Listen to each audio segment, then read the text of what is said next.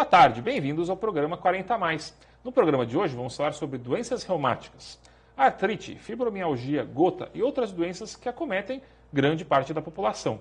De acordo com o Ministério da Saúde, cerca de 20 milhões de brasileiros sofrem com essas doenças reumáticas. E elas são a segunda causa de afastamento de trabalho e aposentadorias por invalidez no país. Mas quais os sintomas dessas doenças? Como devem ser tratadas? A prevenção ajuda a diminuir esses números? Quem vai esclarecer essas e outras dúvidas é o reumatologista Dr. Eduardo Iabuta. Eduardo, boa tarde, obrigado por ter vindo ao programa. Boa tarde, Dr. Gustavo, muito obrigado, é uma honra pelo convite. Me diz uma coisa, a gente está numa cidade como Santos, que agora no inverno eu brinco que o frio entra pelos ossos. O reumatismo piora mesmo no frio? Existe alguma relação? Que toda pessoa de mais idade reclama, nossa, está vindo frio, eu vou ficar com dor nas juntas. Existe alguma relação em relação a isso? As doenças reumatológicas, elas pioram muito com a queda de temperatura, né? Inclusive algumas pessoas preveem a redução da temperatura, se vai chover ou fazer frio amanhã, por conta da dor no seu próprio joelho, né? Sim, sim. Então, é uma verdade isso. Me diga uma coisa, em relação quando a pessoa fala, eu tenho um reumatismo, né? A doença reumática, ela é uma doença que pouca gente sabe, mas tem muitas facetas, são várias doenças, né? Hoje, na sua prática, quais são as doenças mais frequentes que você acaba vendo que chegam no teu consultório? Existem dois tipos de reumatismos, Dr. Gustavo. O primeiro deles é um reumatismo degenerativo, um modelo degenerativo, onde há um desgaste dos ossos, um desgaste da articulação. E nesse modelo a gente inclui a fibromialgia, a artrose ou a osteoartrose, o mesmo nome, e a osteoporose. Então são doenças mais comuns, que é o que a maioria das pessoas conhecem, né? E um segundo modelo, um segundo grande grupo de reumatismos, né, que são os reumatismos inflamatórios, né, o que os antigamente se conhecia como reumatismos infecciosos, ou reumatismos inflamatórios, ou reumatismos no sangue. Nesse grupo se enquadram as artrites, como a artrite reumatoide, o lúpus eritematoso sistêmico e outras doenças autoimunes. Por exemplo, então, só para o pessoal lá em casa entender, muita gente confunde a artrite com a artrose, né? Lógico, as palavras são parecidas. Muito parecidas. Mas uma tem mais a ver com o desgaste de articulações e a parte esquelética. Certo. E a outra tem mais a ver com o processo inflamatório em si mesmo. A artrite ela é mais inflamatória. Exato. Qual das duas é mais limitante? A artrite ou a artrose? A limitação das duas, ela vai ao final da doença, a consequência que ambas trazem ao paciente. Ambas, se maltratadas ou não tratadas, certamente levarão a sequelas articulares importantes, tanto a artrose quanto a artrite. A questão é que a artrite leva a uma deformidade muito mais rápida, muito mais veloz, enquanto a artrose mostra esse desgaste, esses problemas mais para frente. E, por exemplo, só para ajudar o pessoal em casa, às vezes, a começar a entender e se preocupar, né? Às vezes a pessoa não consegue identificar que tipo de problema até para ir procurar um médico. Às vezes ele vai procurar o médico da especialidade errada, muitas vezes, né? Por exemplo, quando a pessoa acorda e tem alguma inchaço em alguma das articulações, isso leva mais para uma doença ou para outra? Tem alguma diferença? Certo. A rigidez matinal, né, quando o indivíduo acorda e se encontra rígido, meio que endurecido, com dificuldade de se movimentar, é um dos sinais de atividade da doença inflamatória. Então, na artrite reumatoide, é comum o indivíduo que tem essa patologia se queixar de, durante 1 ou 2 horas, estar extremamente limitado aos seus movimentos. Então, a rigidez matinal, quanto mais prolongada, indica uma atividade da doença. E geralmente essa rigidez ela vai melhorando ao longo do dia depois? Ela melhora, mas não abandona esse indivíduo. Sim. Ele consegue, de uma forma ou de outra, fazer as suas atividades com alguma dificuldade, mas ele não se esquece da presença da doença. E, por exemplo, nesse público acima aí dos 40 anos, então, por exemplo, pegar mulheres acima de 40 anos, tem alguma doença reumatológica que é mais prevalente nesse grupo? Que se você tiver que mandar uma mensagem, ó, mulheres acima de 40 anos, tome cuidado com... Veja só, uma doença que está sendo bastante falada, né, a fibromialgia, né? A fibromialgia, ela tem seu diagnóstico, segundo alguns autores, né, por volta da 5ª década de vida, portanto nos 50 anos. E é uma doença de muito mais acometimento nas mulheres. Alguns trabalhos falam em 7 mulheres para 1 homem, né? Antigamente, a fibromialgia era considerada uma doença chamada fibrosite. Então, se entendia haver um processo inflamatório na fibra muscular. Isso não é verdade. A fibromialgia ela se caracteriza por uma perda de um neurotransmissor, né, de um elemento que nos protege contra a dor, chamado serotonina. Então, na fibromialgia, há redução desse elemento protetor, a serotonina, de modo que no dia seguinte esse indivíduo se queixa de muita dor por não ter essa proteção da serotonina. Né? Não há nenhum elemento inflamatório como se achava no passado. Tanto que o tratamento hoje é muito mais com drogas psicotrópicas do que com drogas anti-inflamatórias em si, né? Exato. O anti-inflamatório acaba não tendo um papel tão importante na medida em que você entende que a fibromialgia não se trata de um processo inflamatório. Então, a modulação da dor às custas de antidepressivos tricíclicos, por exemplo, elevam as concentrações de serotonina. Já que a serotonina é produzida na fase 4 do sono REM, na fase do sono profundo. Então, quando o indivíduo está dormindo. É muito comum as mulheres com fibromialgia se queixarem que dormem mal à noite e acordam no dia seguinte muito debilitadas, muito cansadas, como se não houvessem dormido durante a noite. A apneia, pessoas com fibromialgia têm alguma relação com a apneia do sono, alguma coisa assim? Não? Sim, existem alguns trabalhos, né, inclusive no Instituto do Sono, que mostram, né, a dificuldade de dormir. A apneia do sono existe sim em fibromialgia e veja, no final das contas é o motivo pelo qual faz com que o indivíduo durma mal. Sim, sim. Né? Então, se você dormir mal, você não produz a tal serotonina. Acaba tendo uma chance maior de ter a fibromialgia. Certo. Outra doença que acomete muitas mulheres nessa faixa etária é a osteoartrose ou a artrose, né, como conhecida popularmente. Né? A artrose se trata de um desgaste das cartilagens articulares. Né? As cartilagens são elementos que existem para proteger o impacto entre os ossos. Então, entre os ossos do joelho, existe uma gelatina, entre aspas, né, que separam os dois ossos, de modo a proteger o impacto no caminhar ou nos hábitos do dia a dia. E é natural na artrose você ter um desgaste, um afinamento desse elemento protetor, de modo a impactar osso contra osso, e então vem o processo inflamatório. Nos Estados Unidos, o conceito de desgaste unicamente de artrose, né, ele está sendo modificado, porque não existe somente o desgaste, mas num segundo momento também um processo inflamatório. Por exemplo, o joelho é bastante acometido nessa... Todas as articulações de carga, doutor Gustavo, quadril, joelho, coluna vertebral. A coluna, né, a maioria das vezes, é o primeiro local onde se instala esse desgaste. Sim. A artrose ela tem um componente genético, é claro, né, as pessoas que trazem pais e mães, né, com artrose têm uma chance mais elevada de ter também artrose.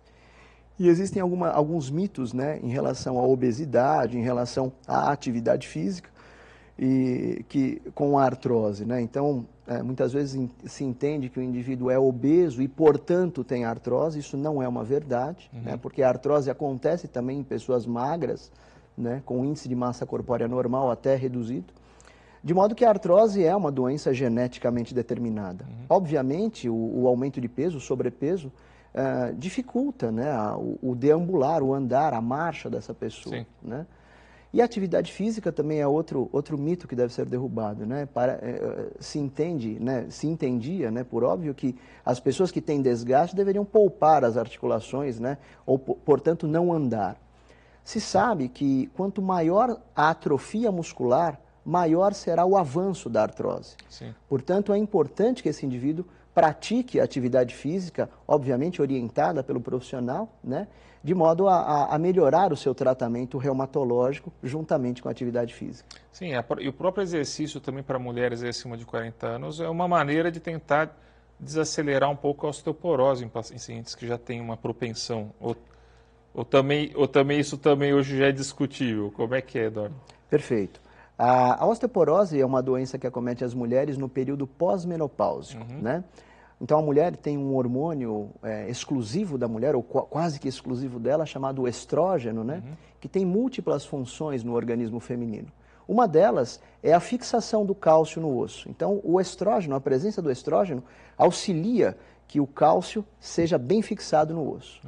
Entrou na menopausa, a redução do estrógeno, esse cálcio que outrora era fixado passa a se desprender. Inicialmente, essa senhora entra no estágio de osteopenia, que é o irmão mais novo da osteoporose, e posteriormente essa doença avança à osteoporose.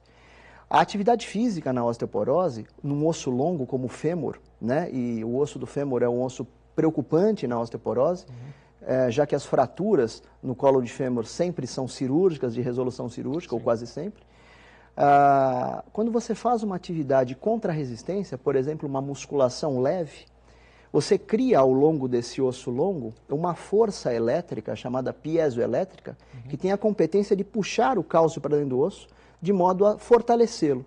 Portanto, a atividade física contra a resistência, diferente de outras doenças reumatológicas, em que, por exemplo, na artrose, a hidroginástica, a hidroterapia é melhor, na osteoporose é melhor a atividade contra a resistência. Portanto, uma atividade de musculação leve. Sim.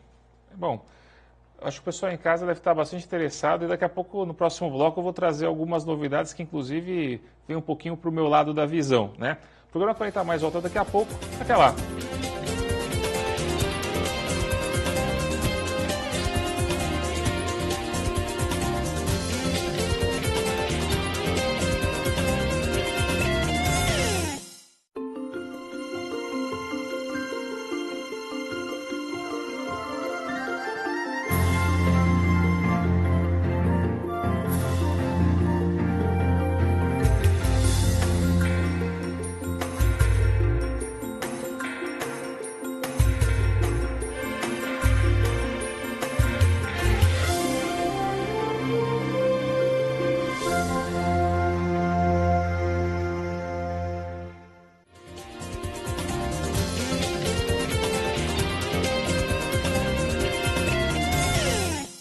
Voltamos para o segundo bloco do programa 40 Mais. Hoje estamos falando sobre o assunto reumatismo com o doutor Eduardo.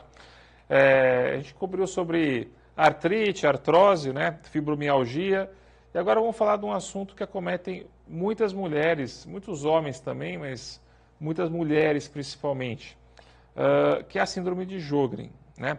O que é essa síndrome de Sjögren e por que ela é mais comum depois dos 40 anos? O que acontece no organismo que ela aparece? A síndrome de Sjögren, doutor Gustavo, é uma doença autoimune, né? Então, imaginem que os anticorpos, né, são elementos protetores, né? Quando nós somos vacinados e formamos lá no passado da nossa vida, um sistema protetor, um sistema imunológico. Imagine que um desses soldados ele se volte contra você. Esse é o princípio da doença autoimune, quando um dos anticorpos se volta contra o próprio indivíduo, de modo a se endereçar para algum local ou algum órgão específico. A síndrome de Sjögren ela é caracterizada e conceituada como uma exocrinopatia autoimune. O que é isso? Esse anticorpo em questão, ele se volta contra a glândula salivar e os seus olhos, né? De modo a produzir na prática o que se chama olho seco ou xeroftalmia, né? Muitas vezes, quando acomete as glândulas salivares, esta senhora ou esse indivíduo acaba tendo a não salivação, a boca seca, a xerostomia. Né? Então é comum o indivíduo com síndrome de Sjögren desenvolver esse binômio entre olho seco e boca seca. Isso é uma coisa que se escuta muito, né? Que nessa idade, próxima aos 40 anos, a imunidade da pessoa ela acaba passando por algumas mudanças. Inclusive é muito comum a pessoa nunca teve alergia a nada, né? E de uma hora para outra ela toma um remédio e tem um rush, um choque anafilático com uma coisa que ela até ontem tomava. Essa mudança da imunidade da pessoa, da resposta autoimune dela também, existe alguma explicação fisiológica do porquê que com 40 anos de idade, ou seja, por que quando ele chega numa idade adulta mais madura isso muda? Nas doenças reumatológicas, né, a autoimunidade, as doenças autoimunes, elas se relacionam muito com os hormônios femininos. Então, como o senhor bem disse no começo do programa, as doenças autoimunes, elas são mais comuns nas mulheres. Por quê? Porque as mulheres têm o estrógeno. Então, este hormônio feminino, muitas vezes, ele é muito importante para a mulher, né, como na osteoporose, a sua ausência leva a aparecimento. Mas também, durante a fase fértil da mulher, quando você tem muito estrógeno, você acaba desenvolvendo doenças que são mediadas e são alimentadas e abastecidas pelo estrógeno. É o caso das doenças autoimunes. As doenças autoimunes, elas acontecem mais em mulheres jovens, né, em mulheres com 20, 30 anos de idade, que é o momento onde você tem o aparecimento de lúpus. A síndrome de Sjögren, ela geralmente está associada a uma outra doença autoimune principal. Ela é uma doença secundária, a gente chama isso de síndrome secundária. Sim. Ela está bastante relacionada à artrite reumatoide, muitas vezes ao lúpus eritematoso sistêmico. Sim. Né? Então, na reumatologia, a doença autoimune, ela está ligada à mulher jovem, na mesma medida em que a doença degenerativa se enquadra nas senhoras de mais idade. Sim. Né? E, por exemplo, a gente mora numa cidade com muita insolação, com muito sol. Essas doenças autoimunes, por exemplo, tanto artrite reumatoide, lúpus, elas são influenciadas pela exposição solar de alguma maneira, assim? Sim, especialmente o lúpus eritematoso sistêmico, né? Você tem como uma das causas que sustentam a sua origem é justamente a exposição à radiação ultravioleta, né? As mulheres que sem proteção solar, né, se expõem ao sol, elas são muito mais suscetíveis ao aparecimento da doença do que aquelas mulheres que se protegem.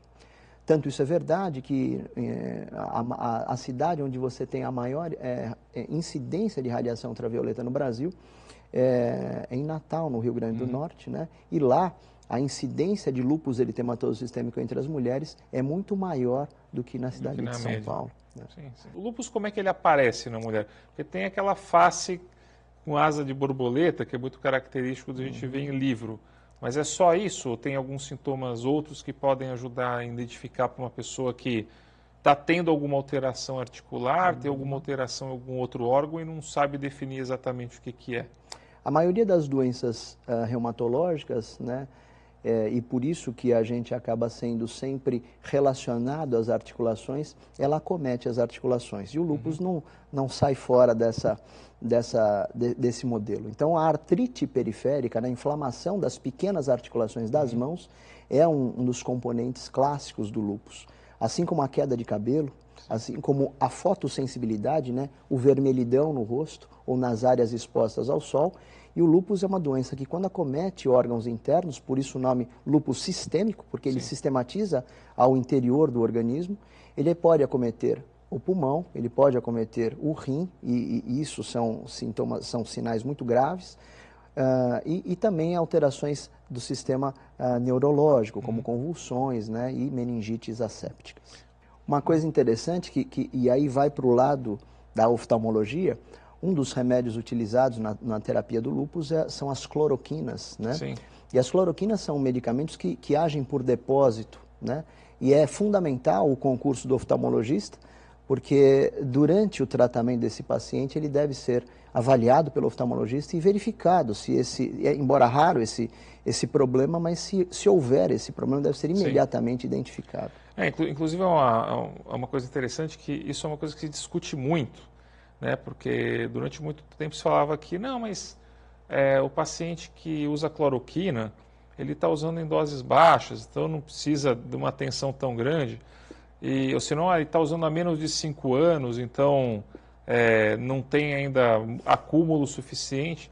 Mas é interessante que hoje a gente tem alguns exames dentro da oftalmologia que não somente um campo visual ou um exame de fundo de olho, tem alguns exames que conseguem precocemente, antes que dê alterações clínicas, a gente consegue ver algumas alterações funcionais, com um exame, por exemplo, que chama eletroretinograma, que ele consegue detectar precocemente qualquer alteração que a cloroquina...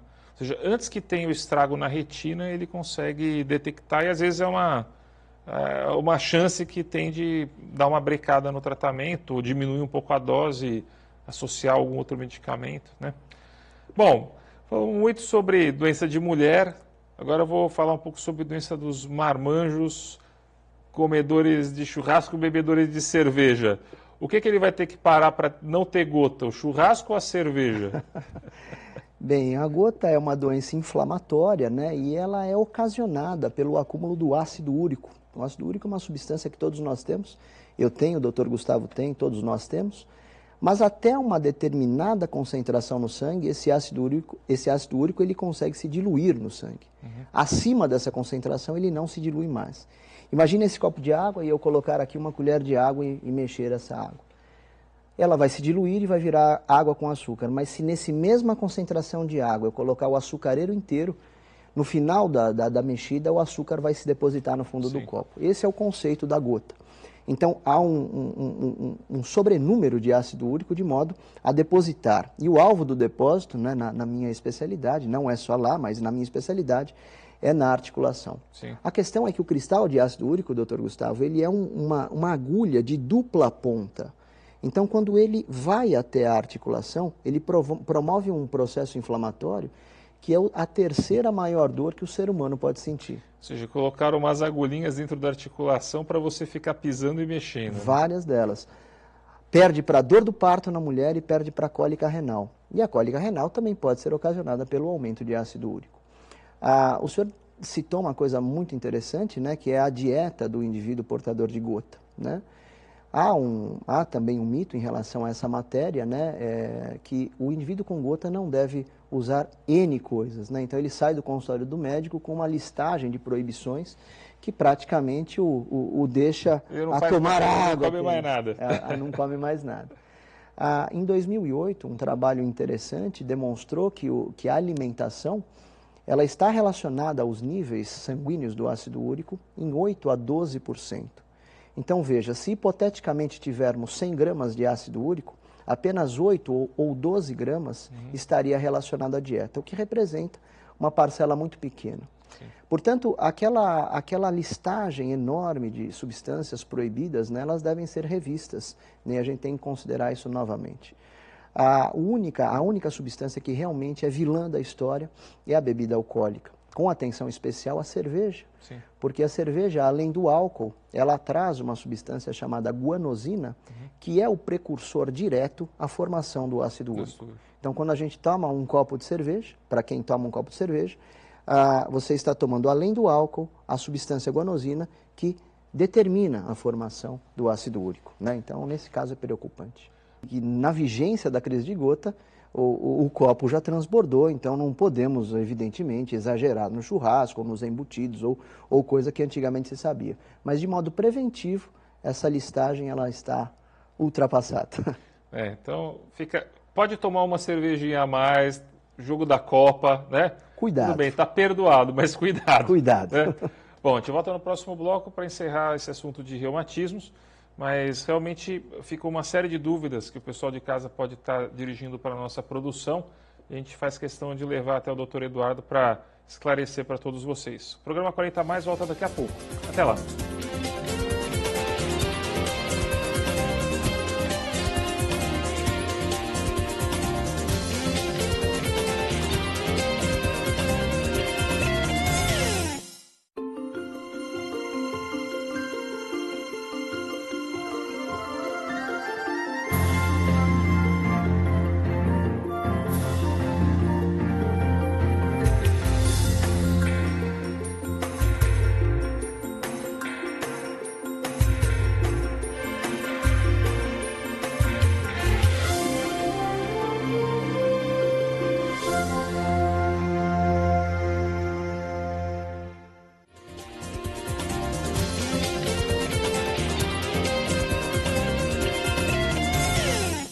Voltamos com o último bloco do programa 40 Mais. Hoje estamos falando sobre o assunto de reumatismos com o Dr. Eduardo, que está prestando um grande serviço à população santista dando essas informações. A gente falou muito sobre gotas, sobre artrite, né? Me diga uma coisa, todas essas doenças que atingem as articulações, elas de alguma maneira elas são beneficiadas com fisioterapia, alguma coisa que possa ser um adjuvante ao tratamento com medicações mais pesadas? Sem dúvida, né? A introdução da fisioterapia na reumatologia inaugura uma nova fase de melhorias às patologias, né? O diagnóstico precoce na doença reumatológica é a palavra de ordem. Uma vez instalada a sequela, uma vez instalada a deformidade, ela será definitiva. Então, quanto mais prematuro for o diagnóstico, quanto mais precoce e antecipado for esse diagnóstico, melhor será a chance desse paciente. A fisioterapia, Dr. Gustavo, ela funciona realmente como um grande aliado ao tratamento reumatológico, na mesma proporção de importância, né? O fisioterapeuta, quando muito bem treinado, ele tem um valor muito importante na resolução e no acompanhamento desses doentes reumatológicos.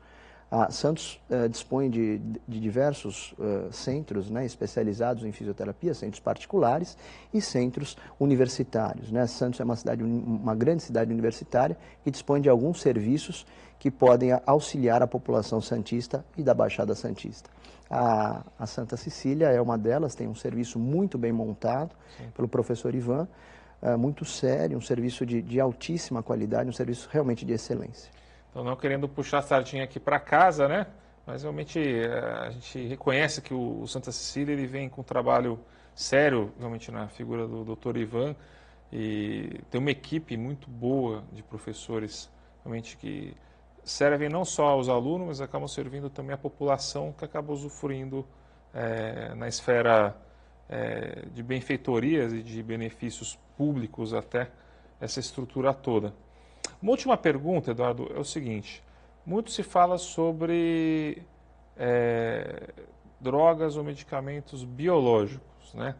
Isso já vem há um tempo se falando. O que é um medicamento biológico e para que ele serve? Qual que é o intuito desse tipo de medicação? Os medicamentos biológicos, eles surgiram na reumatologia no intuito de resolver os problemas de exceção. É claro que é uma medicação de ponta, de alto custo e de muita valia na reumatologia.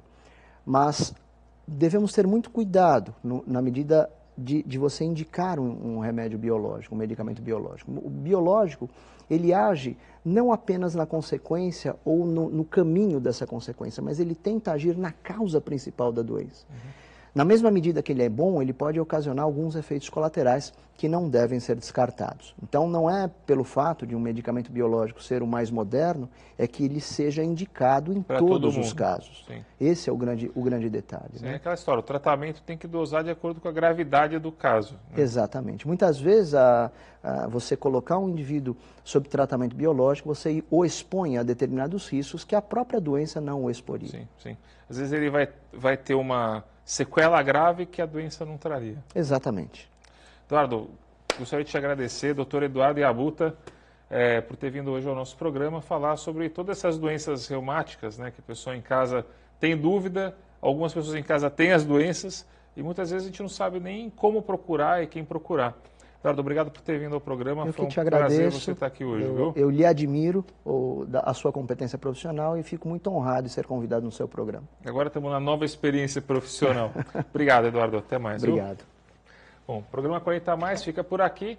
O programa vai aos sábados às 14 horas aqui na TV Santa Cecília. Esperamos você no próximo final de semana. Até lá.